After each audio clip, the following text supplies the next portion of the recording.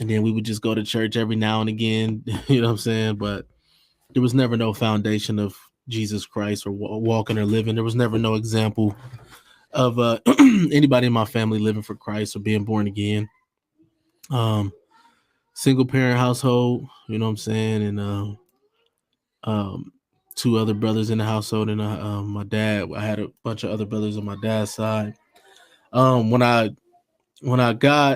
When I turned 18, I um I moved from where my mom was at, the city I was at in Warren, Ohio, near Youngstown, Ohio. Um, and I moved to Springfield, Ohio, where I was born at, and I was about to, try to get a job and all that good stuff. And I ended up getting a job that was I was making $7 an hour, standing up for 8 hours a day, and that lasted 2 days, man. And I just was like, listen, I I don't really there. yeah, man, I can't do this. And so my cousin, he was hustling at the time, and I was like, man, I'm just gonna do what you be doing, man. Like, and so I started hustling, selling crack when I was 18 on a bike, riding around the neighborhood selling crack, and so that's how like my life started as far as my adult life. I had a job, what I'm saying. I ended up getting a different job, but I was hustling as well. And so when I was about 20, my cousin, who I was like, that's like my brother, LP, he got locked up. And he was one I used to hustle with and stuff. He got locked up. And my older cousin, a bigger cousin who used to supply us with the drugs, he got locked up. And Hmm. so they were in prison, and then I was, on my own. I end up me and my cousin at first. So what made me start selling drugs is like my aunt was like threatening to send me back because, the bills were coming and I was making 7 an hour, and it just wasn't enough, man. And Hmm. so that's what made me want to start hustling. And then me and my cousin, we got our own place, and we was just doing our thing, hustling, all that good stuff. And so I used to rap. I had been rapping since I was 14, but I had never really put nothing out. And so when my cousin got Wow. locked up, I really started taking rap serious. And I moved to this little studio apartment. I remember I was paying 365 a month for this little studio apartment way out north in Springfield, Ohio. And Wow. that's when I started rapping. Like I bought a mic and I just started rapping. And then I put out, I was like letting a couple people hear it. And then some people was like, "Yo, I'm trying to get with you with this rapping stuff, man." And a couple people joined in with me with the rap stuff. Then my cousin got out of prison, and then we was we start rapping and stuff like that. And then, but while my cousin was locked up, I started drinking heavy. Hmm.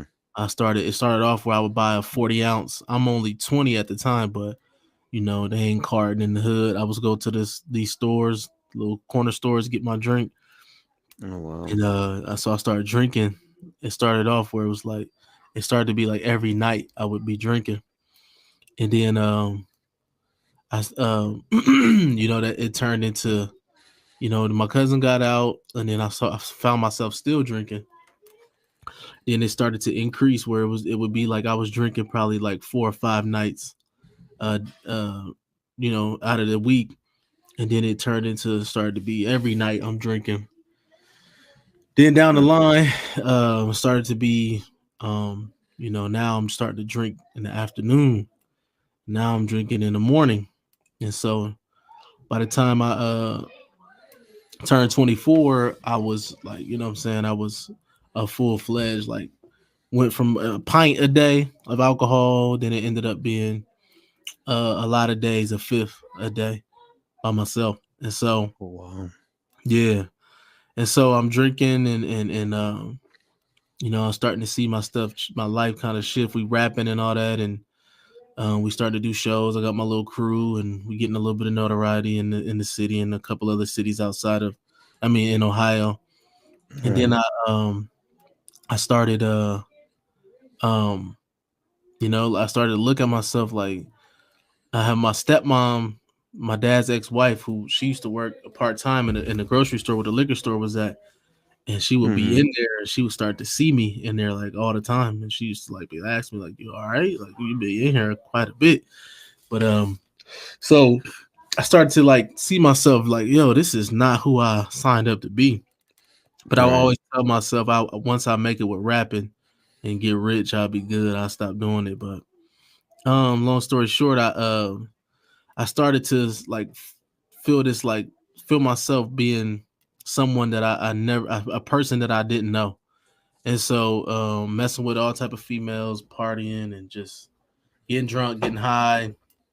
And it started to really get bad to where I was like kind of, lashing out at my friends and just having strange behavior, you know what I'm saying? Mhm. And so um I went and like talked to like a therapist type of person. And I never forget, this lady was like supposed to help me, and I'm explaining to her like what's going on in my mind. And I used to have these nightmares and just all type of stuff, man. And I remember she started crying, like I'm like, man, you supposed to be helping me, and she was crying. Like that's just something I remember. And then I stopped. The weed started to like turn on me real crazy. I started having these bad highs. I used to drink and smoke all the time, and then I started just drinking a lot because the weed wasn't. The weed started to turn on me. Not like I said, I had got up to about a fifth a day. And then Mhm. one day I was it was 420 2013. I was riding around with my homie Chad, and I used to sell weed, so I had it on me all the time. And I'm like, look, we're gonna smoke. Well, we smoking this 420 National Smoke Day. And Right. Saturday afternoon I had a show that night. And so I got to smoking, and then I had this bad like high to where literally felt like I was losing my mind. Oh, And man. I was like, what the heck is wrong with me? I couldn't think of nothing to do but to go to my grandma Debbie's church on my dad's side, which, like I said, I would go to there every now and again, maybe once every 3 years for Easter.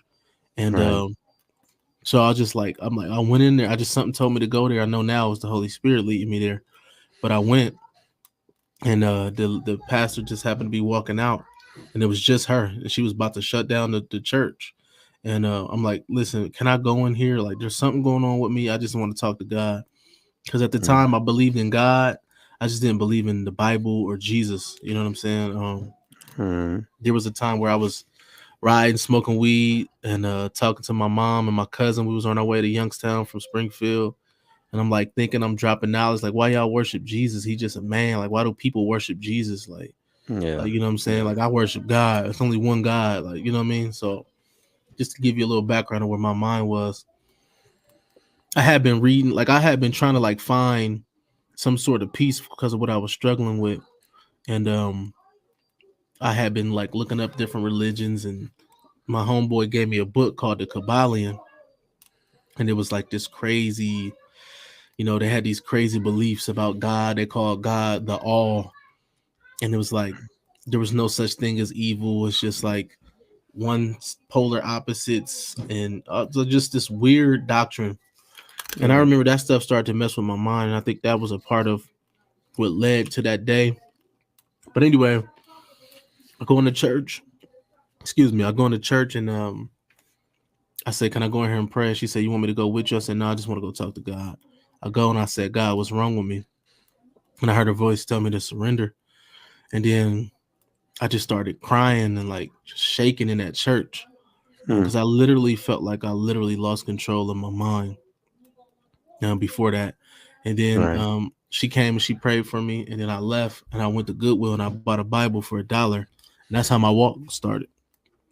Oh, man. Yeah. Powerful. Powerful testimony. Powerful way to start walking with God. You know, the Amen. fact that you the fact that you heard a voice that just told you to surrender and you just let it out. That speaks volumes.